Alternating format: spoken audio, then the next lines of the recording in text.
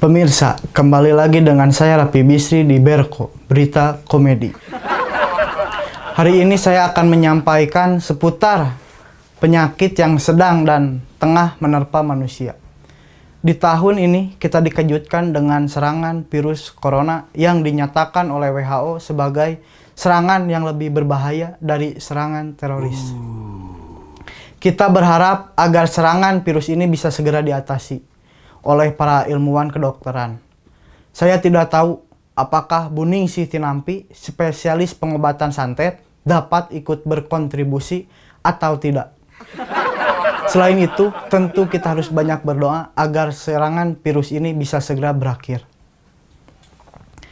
Serangan virus corona yang berawal dari Provinsi Wuhan, Tiongkok, saat ini telah menjangkiti sekitar 43.000 orang lebih di seluruh dunia, di mana 42.000 orang terinfeksi berada di Cina atau Tiongkok.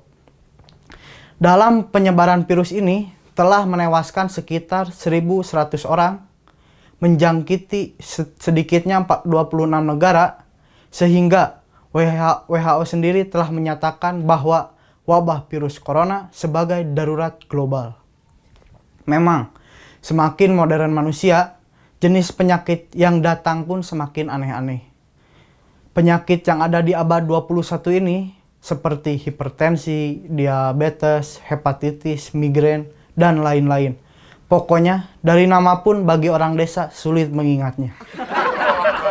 Coba kita bandingkan dengan penyakit-penyakit tempo dulu yang dikenal di wilayah Jawa Barat, yang mungkin nama penyakitnya sudah tidak dikenal di kalangan anak milenial.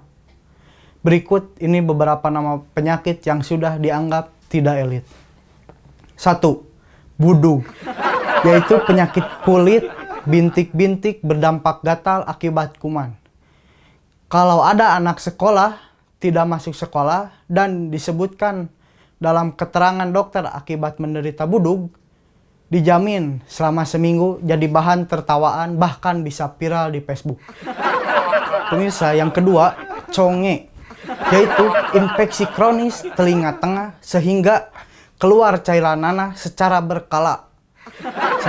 Saya yakin bila dalam riwayat hidup dituliskan pernah conge, hampir dipastikan tak ada gadis yang mau dipinang dan diajak nikah.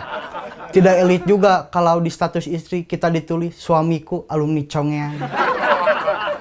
Yang ketiga, jengkolen, yaitu sulit kencing karena banyak makan jengkol. Nah, ini lebih parah. Saya yakin kalau pejabat tidak masuk kerja karena jengkolen, pasti di surat dokter tidak akan ditulis dengan sebenarnya. Karena kalau disebutkan jengkolen, pasti jadi trending topik dengan tagar Bupati Jengkolen. Riweuh pokoknya. Rajin dipanggil ke acara hitam putih ge gara-gara jengkolen, bukan karena prestasi kerja.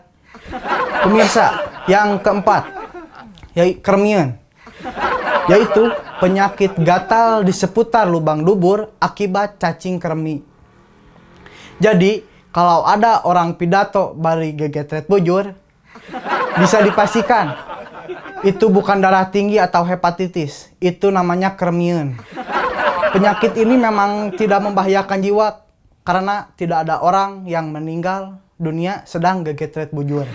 Tapi walaupun tak berbahaya, tetap saja malu alias pikasirieun. Pemirsa, yang kelima, penyakit mejen, yaitu susah buang air besar.